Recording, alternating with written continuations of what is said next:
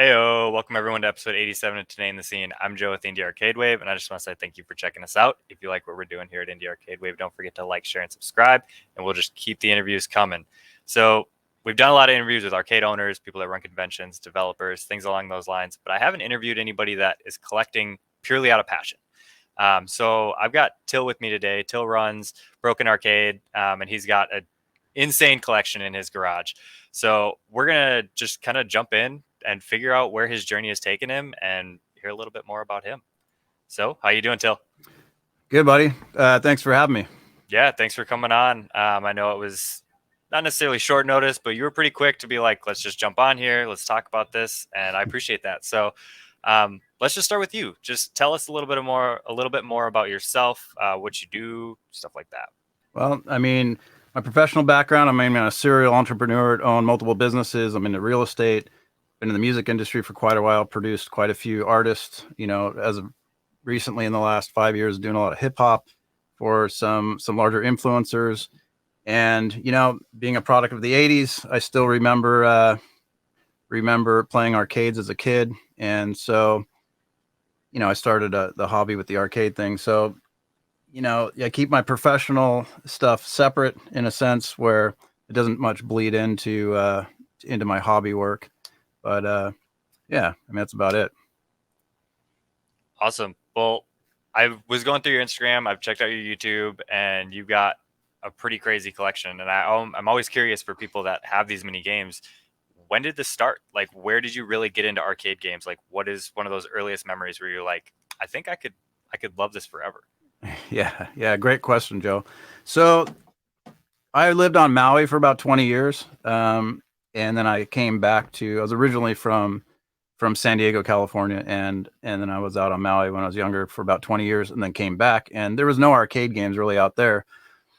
And I've told this story before on some of my YouTube channels, pieces, but looking on Craigslist for some tools, and I see this old broken Miss Pac Man. And this is back in 2015. So I look at the Pac Man. I don't even know you could buy these things. I'm thinking to myself, you know what? I'm going to go check this out. I call the guy up. I drive like an hour and a half to get this machine. And he tells me like, oh, I don't even think this thing has lights. And he kind of gave me a little bit of a story about it. He was just trying to sell it. I paid way too much for it. But Miss Pac Man is one of those games that it's not a fantastically exciting game, but the nostalgia around it for me was very, very big. I used to go to a steakhouse back when I was a kid with my parents, and we'd play Galaga and Miss Pac Man. I remember sitting for hours, begging for quarters to play this Miss Pac Man, where I drank my little Roy Rogers soda. And so actually going out and seeing an upright Miss Pac Man in real life and being able to buy it was amazing. So I brought that back to the house, and at that time we parked in the garage, and my girlfriend at the time was out of town, and I had sanded it down and just rebuilt it and cleaned it all up, got it fixed. And she came back a week later, and the Miss Pac Man, she didn't last, but the Miss Pac Man's still there. And it's 2015. It's my first game, and now in 2022, I'm a little over 50 games in the collection. But Miss Pac Man got it started. Yeah, I mean that's funny. The first one you buy is always a little overpriced, just because you don't really know what's quality and what's not. But I think that's cool that Miss Pac-Man is the one that really stands out to you, because I think it's got a really unique story with how, I don't remember exactly where it was, the students at an Ivy League school just like kind of made a new board, even though Namco didn't know about it. So right. I think the backstory on Miss Pac-Man is really cool and definitely unique to the arcade industry. Yeah, absolutely. And you told us that's where your collection started. What were the next couple of games you got? Because you restored that Miss Pac-Man from like pretty much like the bottom it could possibly be, right? Yeah, it was beat up really bad. The board didn't work. The monitor did come on, but I didn't know what I was getting into there. And so from there, I didn't really think about getting more games. That seemed like insane. Why would I fill up my garage with these bulky old games? I mean, you can play pretty much everything on your phone, but I don't think it was more about playing. It was more of having these nostalgic art pieces. And, there's an argument to be had as these games are only original once. So restoring them sometimes takes away from the patina and the originalness. But this Miss Pac-Man was just really beat. So I decided to look on, most people are fans of Nintendo games, and Donkey Kong Jr. was always a game I remember playing at Chuck E. Cheese. I like the artwork better than Donkey Kong, although I am a Donkey Kong fan. But I was looking on Craigslist again, and I saw Donkey Kong Jr. This was about 3 hours from my house, and I said, you know what? I'm gonna go pick that up. And this game, the guy said the monitor doesn't work very well, but he's priced it. It was very cheap. I think it was like $200, something like this, and that's pretty cheap for Donkey Kong Jr. for those who are in the hobby. You So I could went and not picked get it one up, and anywhere near that now. oh no, yeah, absolutely. I mean, they can be upwards of 2,000, which is pretty radical, but you'll see people actually getting that sometimes. But their deals are out there. But long story short, I picked up the Donkey Kong Jr. It was in beautiful shape. It had a Chuck E. Cheese sticker on the side, a very small one, and there was Chuck E. Cheese tokens inside. And the only thing wrong with this cabinet was the brightness on the monitor just needed to be turned up a little bit. It was in fantastic shape. It worked perfect, and that was the second game that I got. That's a much easier fix than that Pac Man. Yeah, and at that point too, I started meeting people in the community. There's a KLOV is I'm not sure if you're familiar. That was a an arcade and gaming community. You could ask questions, get support, and everyone was very supportive. I didn't even know these types of boards existed, and it was great to get the heads up. And I actually met a collector on my way back from this who said he would check it out, and he had keys for it, and he really gave me a heads up, and it was very supportive. And he said all this needs is brightness, and this is before I knew anything about really fixing things. So community very supportive. But yeah, that was the second game, and from there it went from that, and I think I got a Tron, then it was an Area 51, then a Star Wars, then a 720, then a Paperboy, and I really just started picking off games that I remember playing as a kid. Like the Paperboy was at the local 7-Eleven. I was at in WWF Wrestling. The 720 I played at out in Las Vegas when I was a kid. The Tron was like dear to my heart because you're hearing actual movie sounds coming out of this machine. And when in the 80s, as simple as these games are to folks today, I mean, they were like marvels of technology. I mean, graphics on the screen and movie sounds was just like it was amazing, right? So I just started picking off one by one games that really struck me and held that nostalgic value and were true art pieces for me. And I just kept going on the list. And now it's as I met more people in the community and actually discovered more games, I just kept collecting. And so now, I mean, no one parks in the garage. It's just you can go to the the Instagram account and see that there's games everywhere now. So Yeah, you're not fitting a car in that garage. It's no, loaded no. with games. Yeah. So with all these games that you've collected over time, when did you decide that you wanted to start Broken Arcade? Like, when did you decide you wanted to document your journey and kind of be another place for people to find out how to fix their games? Yeah.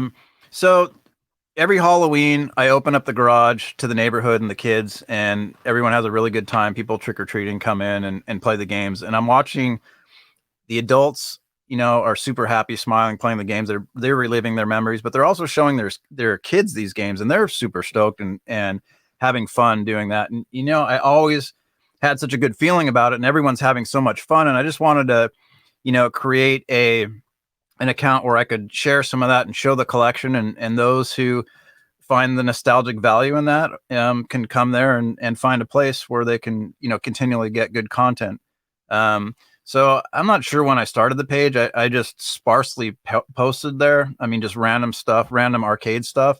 It's been recent in the last, I'd say 90 days that I've started posting consistent content and doing showcase reels of actual arcade games, like just about Star Wars, and do a minute reel on that, or Tron. And I'm going through each of the games in the garage, as well as going to some other arcades, home arcades, and I'll be doing some content there. But probably in the last 90 days, I get serious about it. That I thought, what, a lot of people like this content. I couldn't quite find a page that had the content that I wanted to see. I mean, although there's some fantastic accounts out there, I just wanted to create something that I could sit back and look at. And so it's kind of growing from there.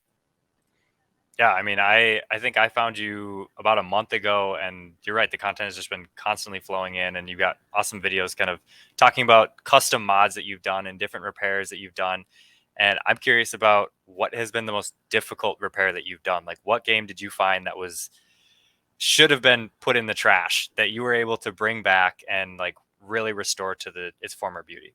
Yeah. Well, that's a double-edged sword there, and there's games that were made for the trash would have been the Teenage Mutant Ninja Turtles, but the hardest fix was Monaco GP. But I'll start with Teenage Mutant Ninja Turtles. That game came from a construction site, and I got it for $60. A buddy of mine said, "Hey, I have this beat up cabinet," and I was looking for a Simpsons at the time.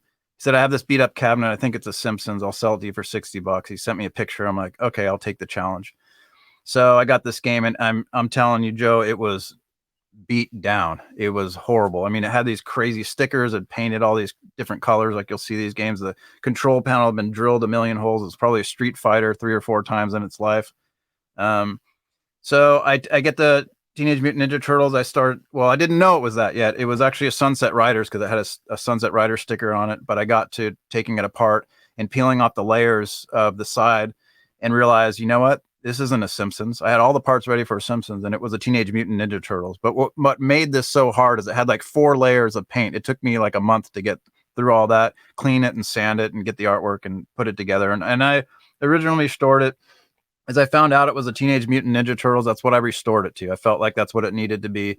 Where Simpsons cabinet is slightly different, so that's why I didn't choose to do Simpsons. But that was that's one that should have been in the trash. Probably that was kind of like, wow, that was a lot of work. I probably could have found one for a lot cheaper, but I felt like, you know what, I have the ability to do this, and I'm going to do that. But the most challenging fix was Monaco GP. So that's a favorite game of mine. I hold or share the world record in that. And Monaco GP only goes to 9999. So I got pretty good at that and submitted my scores. And that's when I really started getting into trying to fix it, because that game is notorious for breaking. Those who know the PCB in that game, it was made in a way that's very, very, or radically difficult to fix. But I took it upon myself to fix it, and it took me about 6 months to learn. I have no experience fixing boards. I just bought lots of different chips and tools, and I was able to fix it. But that game, that was crazy. I don't think I'll do that again. There's people a lot smarter than me that fix those boards. Well, I don't know how many people are fixing Monaco GP boards. I had to do it out of necessity, but that would have been the hardest one. I mean, it was insane. I mean, those seem like two pretty good ones. And I saw the pictures from that Teenage Mutant Ninja Turtles, and that thing looked super rough. Like once you could finally see the graphics that it was a Teenage Mutant Ninja Turtles, you could barely even tell. So I'm not surprised that it was that difficult for you to figure that out in the beginning. Um, I guess let's talk about the top 5 games you have in your collection. You've kind of mentioned what your favorites are. Let's go by rarity. Actually, I'm curious to know like the rarest games you have. So, what are the top 5 rarest games you have in your collection? Let's see, rarest games. Well, I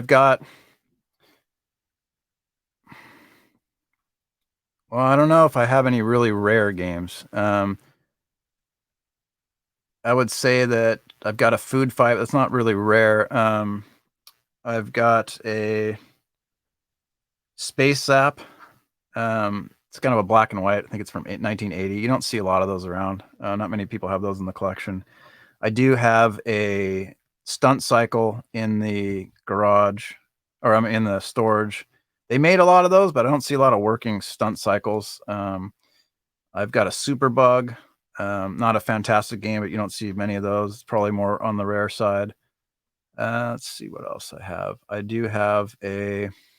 would say those are the more rare games. I've got a few in the garage. I've got a Tapper, but these aren't really rare. I think some of the rare ones are some of the black and whites from the golden era. The 70s had quite a few arcades that are more rare. Like there's a Time Machine. I don't know if you remember that one. That was the one by Sega, right? Yeah. So that would be more rare. I don't think I have anything too rare. But I do have some expensive ones, and like top 5, if we're going to go through that, like Dragon's Lair Yep. was like an all-time favorite game. I had to have that. That's definitely top of my collection. Tron, Dragon's Lair is also pretty hard to get. Tron, Miss Pac Man, of course. Indiana Jones and the Temple of Doom, Joust, and Pole Position. I think that's 5. All great games. I mean, every single game you had there was great. The ones you said were a little more rare. I haven't played many of those, but yeah, I mean, definitely cool games. And since you have this collection, you have a collection of like really solid games, games that you'd see at arcades sometimes, not every time. But if you went into an arcade, what games would you want to see there? Like, where do you think you would gravitate towards first?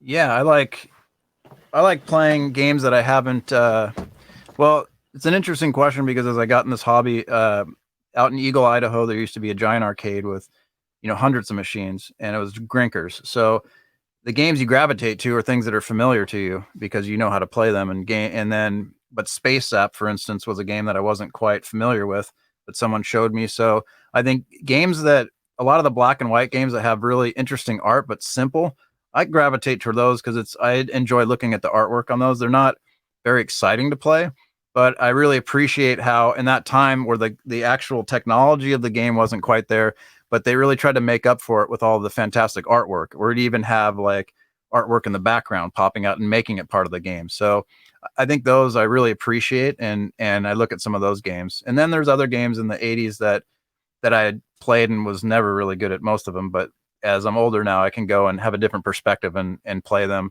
Like Discs of Tron was an interesting game.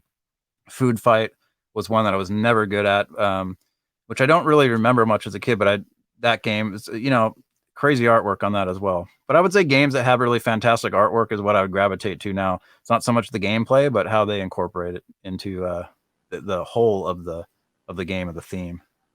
Yeah, I think that's fair. I mean, that's something that I really look at, and I mean, you hit on the point that these games, when you look at the gameplay, it's so simple. There's not a ton of art there. Like they did what they could at the time, and then they just have these beautiful, elaborate art pieces on like the playfield and the side art, and it makes you want to play it, even though that's not actually what you're getting into.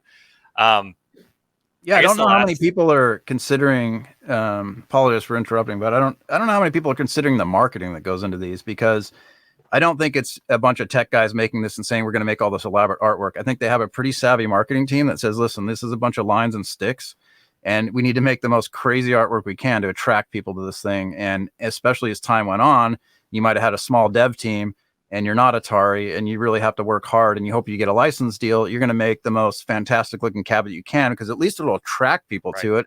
They'll spend some money before they decide, well, maybe it's not for me, but I think the marketability and the mind that went into that to try to compensate for some of the poor gameplay, I think is pretty interesting. I guess I was going to ask you one last question, but another one came up to mind, and that is, what do you think of the new indie games? I know we spoke a little bit before, like you are aware of Killer Queen, but what games have you seen, and what do you think about these new games that are coming into the scene? I think it's awesome. I think any point where people are putting, creative thought and doing indie games, whether it's indie music or any kind of bootstrapping of a project, I think is great. It can expand a whole hobby and turn it into an industry. So I think I'm really interested in a lot of the projects where people are either not porting games, but they're creating games for like Atari 2600. I thought that's pretty interesting. They're building games there.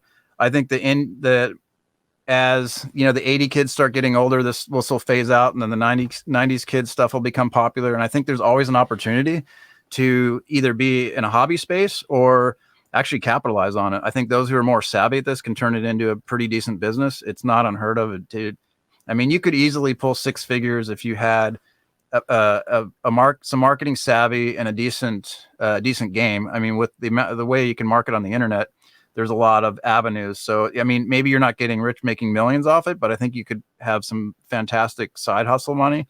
And I really like how people are so passionate about it. It can grow just off passion, and the hobby sense. So I support it 100%. I think it's really interesting. I like how people are borrowing from, other games and pulling retro themes in. I feel like that's, the next generation of these of the birth of these games. On some of it's what it could be, what this game could be, or what it should have been. Um, but yeah, I think it's really interesting, Joe. I love it actually. Yeah, I'm glad to hear that from a collector, and I think you're so right about that. It's going to keep phasing as people get older, each generation. I mean, it's like you can't go to an arcade bar now without seeing Simpsons and TMNT. Like those have to be in there, and they've Right. probably got Pac Man, they've probably got Galaga, they probably have Donkey Kong, but those are like maybes, not every time. But those couple games they have to have, and I think as we move forward, people are going to want to see new content, right? I mean, these games are only going to be enjoyable to everybody for so long. So having new stuff is definitely cool. Um, I guess last question for you is, what's the Holy Grail? Like, what game has eluded you that you've been looking for? Price tag does not matter. What game would you pick up in a second if you saw it? Yeah, I've been looking for a skydiver for quite some time. This is a game I never played as a child, never heard of it, but at Grinkers, it's a skydiving. It's a black and white game, and it's one that I've wanted for quite some time. If I could find it, it'd be great. I do know someone who has one, but they don't. I haven't seen one come up, and since at least since I've been collecting, And what's interesting is quite a few years back, people buy these, not just skydivers, but all these games for, pennies on the dollar, 50, 60, $100, $200. And now they're thousands and thousands. But a skydiver, anyone out there knows where a skydiver is or wants to sell one, hit up Joe or hit me up. I'll definitely buy that. Awesome. That's one that I haven't heard of. Definitely a unique game. And yeah, I mean, that's the kind of thing that you put in your collection and no one else has it. So it's really cool to have. I guess let's just wrap everything up till here. Just let everybody know social medias for you so that they can check out your journey, see your collection, things along those lines. Yeah, fantastic. So I'm growing the Instagram channel right now. My handle or username for that is Broken Arcade. You can see I mostly do reels, about minute reels on the arcade showcase. You can find me on YouTube, Broken Arcade. I'm working on putting more longer form content there. I've got a couple arcade walkthroughs, arcade tours, and some fixer upper type stuff. I do need to shoot more content, longer form content, but I'm mostly focused on Instagram. Again, it's a hobby working on the social networks. I've got work a lot of other projects. So if you want to hit me up on Instagram and you're into the nostalgia, go there, Broken Arcade. That'd probably be the primary stop. Awesome. Well, I'm going to throw all those links down in the description so you can check out Broken Arcade, see all the games that Till's got in his garage. It's a pretty wild collection, so you should definitely check it out. And if you're still watching, don't forget to like, share, and subscribe. We appreciate everybody that follows us along on this journey. And until next time, peace.